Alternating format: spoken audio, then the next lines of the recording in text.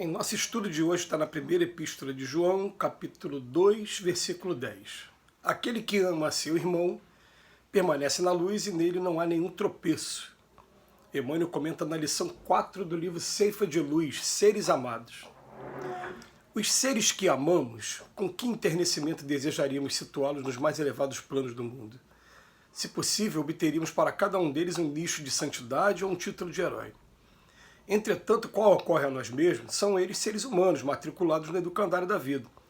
E nos círculos das experiências em que se debatem, como nos acontece, erram e acertam, avançam na estrada ou se interrompem para pensar, solicitando-nos apoio e compreensão.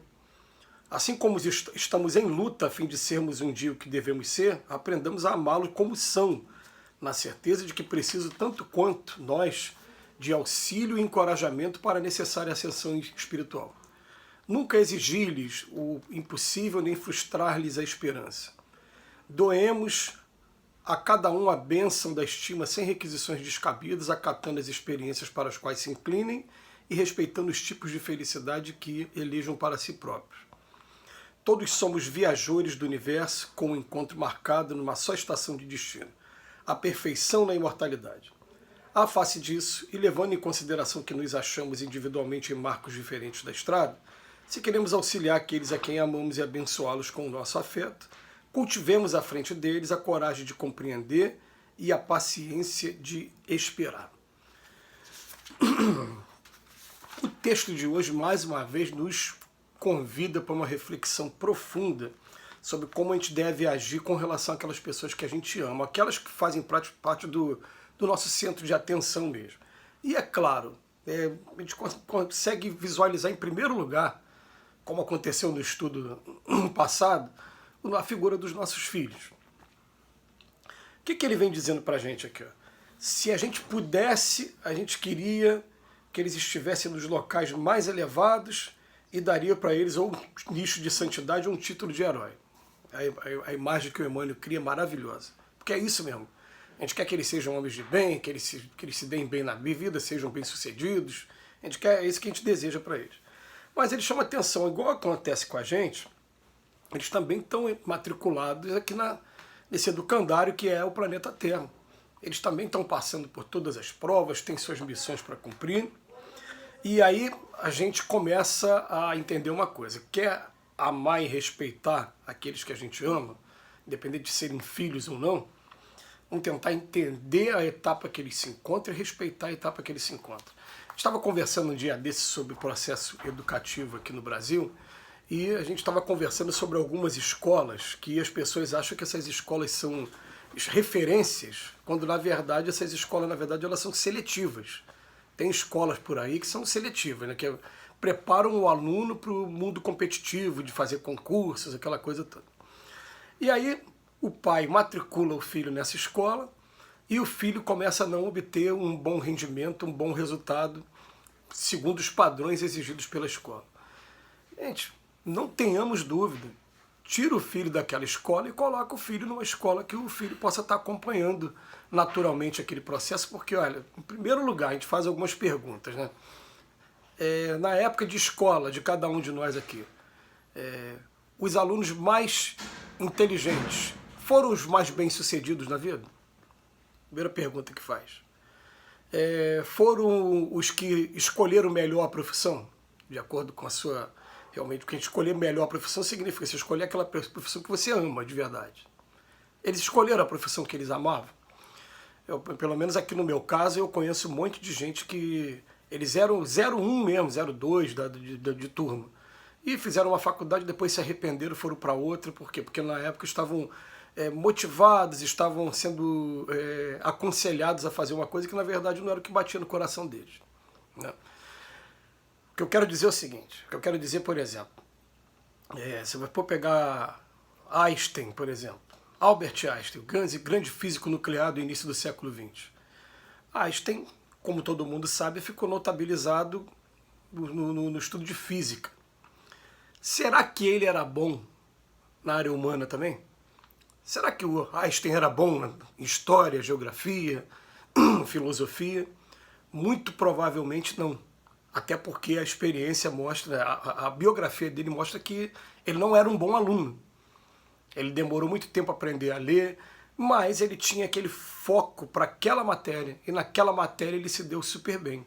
Então, às vezes, o aluno vai para uma escola que é seletiva demais, e aquela escola pode estar massacrando, inclusive, a estima do aluno, a estima do nosso filho. O filho começar a achar que ele não é capaz, de entrar num ostracismo que pode estar prejudicando pro resto da vida. Quando, na verdade, a gente, como educadores, como pais, a gente tem que parar para pensar no seguinte: eu tenho que respeitar a etapa que ele se encontra e procurar incentivar aquilo que existe de melhor dentro dele. Então, o que acontece? Você tira de uma escola, coloca numa outra, ele vai concluir o segundo grau dele. Eu tenho um amigo, por exemplo, que hoje é juiz de direito. Era péssimo em matemática, porque o direito é uma área humana. Então eu botava ele para fazer exercício de física, de química e de matemática, era um desastre. Né? Era até um grande amigo, muito farrista também, né? Aquela época nossa aí de adolescência. Hoje é um juiz de direito, porque o juiz dentro da carreira do direito significa você ter realmente atingido um dos cargos mais cobiçados. Né?